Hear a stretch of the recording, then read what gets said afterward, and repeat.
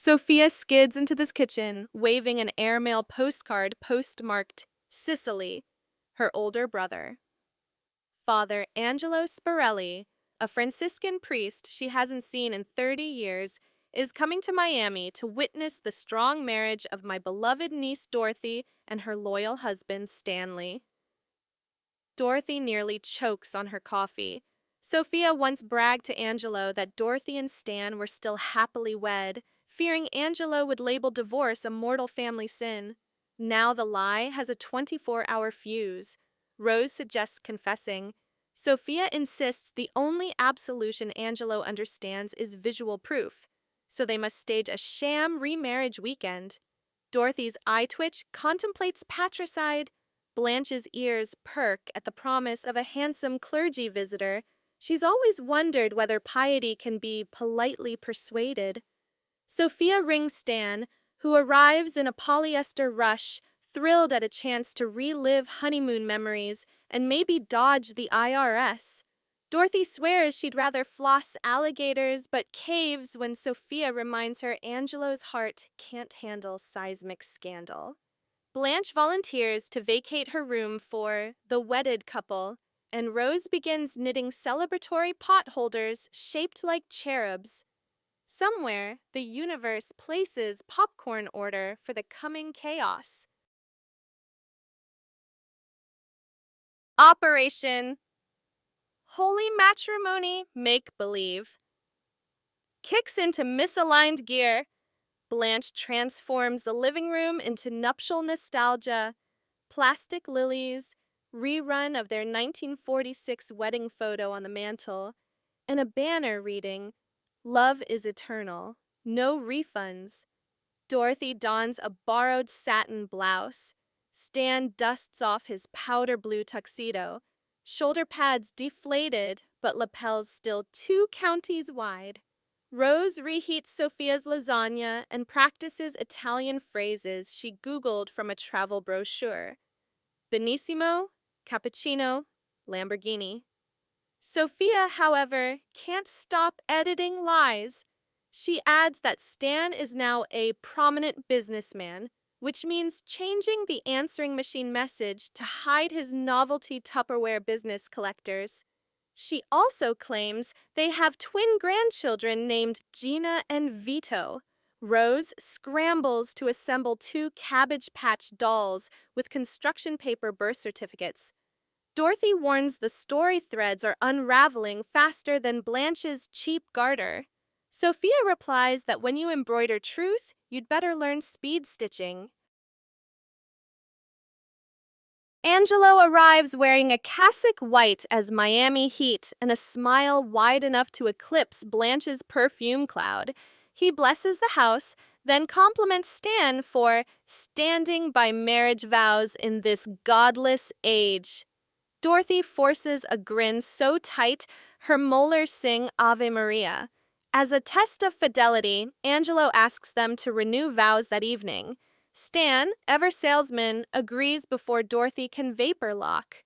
Blanche offers to host the renewal dinner, promising candlelight and nothing revealing. Then checks her closet for the least revealing thing she owns. She settles on a neckline that only hints at confession.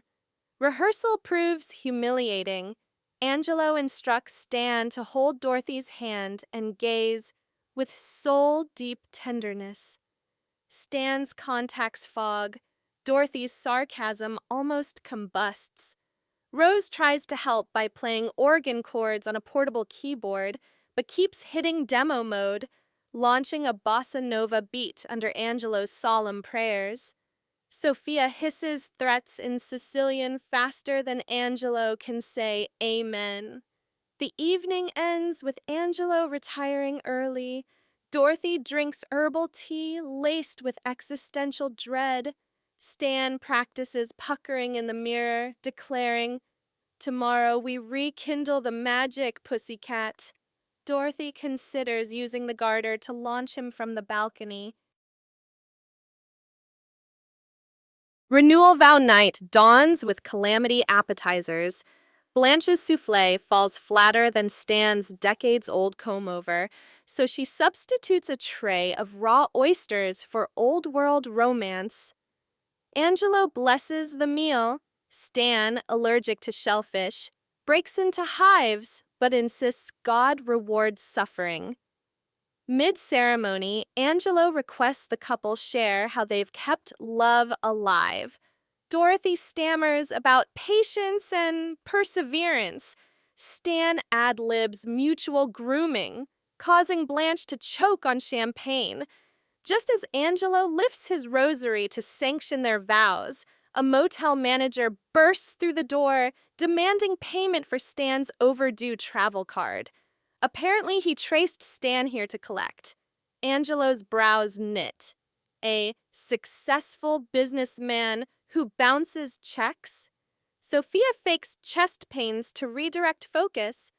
While chaos erupts, Rose accidentally bumps keyboard again, triggering a calypso riff that underscores Stan negotiating with the manager in whispers.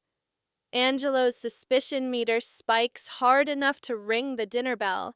He pauses ceremony, quietly asking Dorothy if honesty still matters in this household. Dorothy's gaze drops. Truth pounds at the door harder than the manager did. Cornered, Dorothy confesses. She explains the divorce, the charade, the fear of disappointing the brother Sophia idolizes. Stan adds, he's been trying to win Dorothy back for years, but mostly wins frequent flyer miles in court-ordered therapy. Tears pool in Sophia's eyes as she apologizes to Angelo for weaving sin from silk. Angelo astonishes everyone by laughing, deep, island-shaking laughter.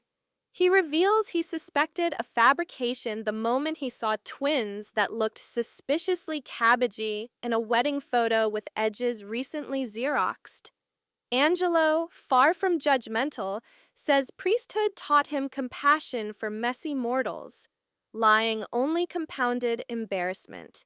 He absolves Sophia on condition they all confess one personal fault at dinner. Blanche admits she once flirted with a married Santa Claus at a mall. Rose confesses she rewinds VHS tapes with her toe. Stan admits to claiming novelty Tupperware losses as charitable deductions. Dorothy owns her need for external validation and promises never again to hide her past for someone else's comfort. Angelo blesses them, declaring, "Family is born from truth, not porcelain perfection." Next morning, Angelo leads a genuine blessing of the bungalow, sprinkling holy water that makes Sophia yelp. It's cold, but also relief. He gifts Dorothy a prayer card for courage and gives Stan rosary beads to occupy those grabby fingers. Before leaving, Angelo thanks Blanche for hospitality. She blushes, noting she's never blushed for a priest before. He kisses Sophia's cheek, whispering in Italian that honesty ages better than lasagna. Back in kitchen, the girls dissect events over victory cheesecake. Blanche offers to burn the plastic lilies. Rose wants to keep them for sunshine cadet puppet weddings. Stan, still hopeful, asks Dorothy for one final kiss. She responds by handing him the motel bill. Sophia toasts to forgiven sinners. Dorothy to new beginnings built on real endings. Rose to cabbage dolls everywhere. Blanche to priests with a twinkle. Laughter swells beneath the Miami sun. Evidence that when truth finally rings, even decades-old lies can't drown out the music.